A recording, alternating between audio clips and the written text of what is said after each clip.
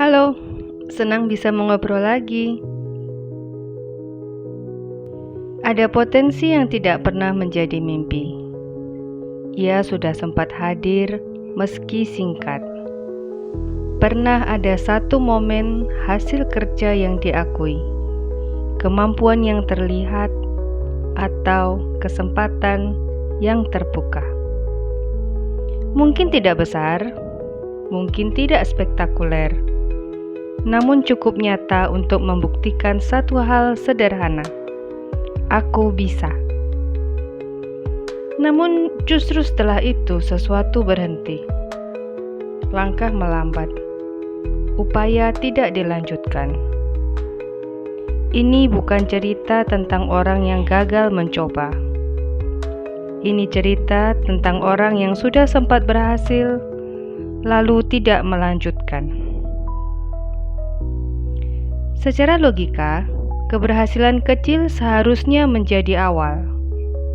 Namun, dalam pengalaman manusia, ia sering menjadi titik berhenti karena sejak keberhasilan pertama muncul beban baru.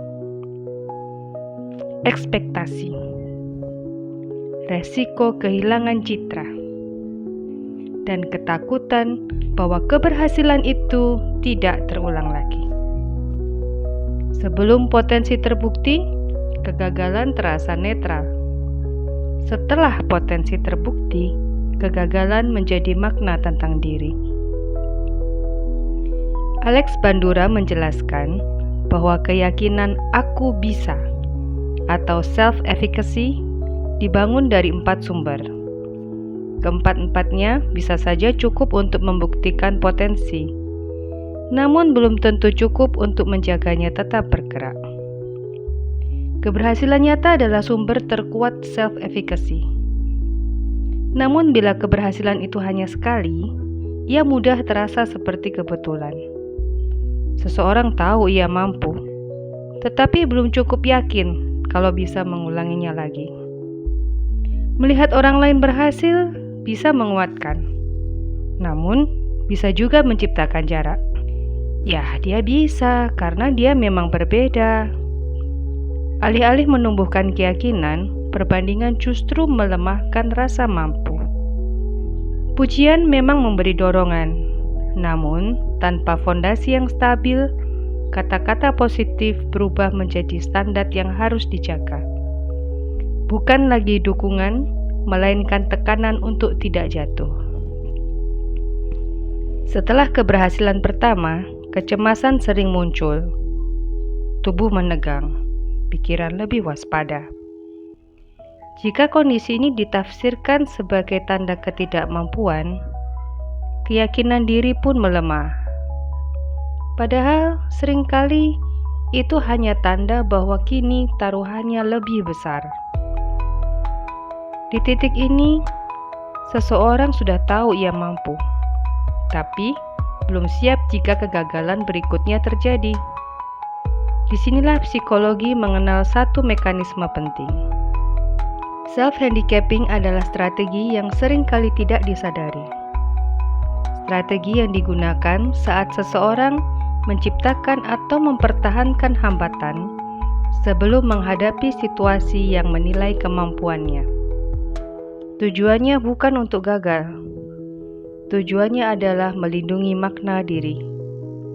Jika hasilnya buruk, kegagalan bisa dijelaskan oleh hambatan, bukan oleh kemampuan personal. Yang dijaga bukan hasil. Yang dijaga adalah identitas. Aku sebenarnya mampu. Self-handicapping jarang muncul sebelum ada bukti kemampuan. Ia justru menguat setelah potensi terlihat. Karena sejak saat itu kegagalan terasa lebih personal. Reputasi internal mulai dipertaruhkan. Berhenti, menunda, atau tidak sepenuhnya hadir menjadi jalan alam untuk berkata, "Aku tidak gagal, aku hanya tidak mencoba sepenuhnya." Hambatan nyata yang diciptakan dengan cara persiapan yang setengah-setengah, konsistensi yang hilang muncul, membiarkan kondisi yang tidak optimal, Sehingga jika hasilnya biasa saja, kegagalan terasa wajar. Hambatan yang dinyatakan secara verbal seperti aku lelah, aku tidak fokus, aku terlalu banyak gangguan. Keadaan yang tidak harus dibuktikan, tapi cukup untuk menjaga narasi diri tetap aman. Self-handicapping bukan kemalasan, bukan juga tanda kurang kemampuan. Ia sering muncul pada orang yang pernah berhasil, peduli pada makna dirinya, dan tidak ingin identitas itu runtuh. Manusia tidak hanya takut gagal, ia takut apa arti kegagalan itu tentang dirinya. Reaksi self-handicapping akan melemah ketika disadari. Bukan dengan berkata, aku harus lebih berani, melainkan dengan memperhatikan hambatan apa yang selalu muncul tepat sebelum mencoba. Alasan apa yang selalu muncul untuk berhenti. Bagian diri mana yang sebenarnya sedang ingin dilindungi. Reaksi self-handicapping akan memudar ketika kegagalan tidak dibaca sebagai cermin diri, melainkan sebagai bagian dari proses yang belum final. Bukan berarti rasa takut gagal hilang, hanya makna gagal yang berubah.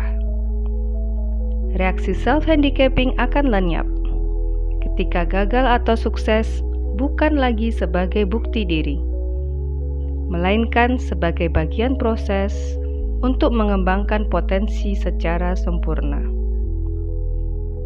Marilah kita berhenti dan merenung. Potensi apa yang pernah muncul dalam hidup kita? Apakah potensi itu terhenti karena tidak mampu? Atau kita sembunyikan karena terlalu ingin menjaga makna diri? Bersama-sama kita mencoba memahami, menganalisa, dan mencari jawaban. Terima kasih.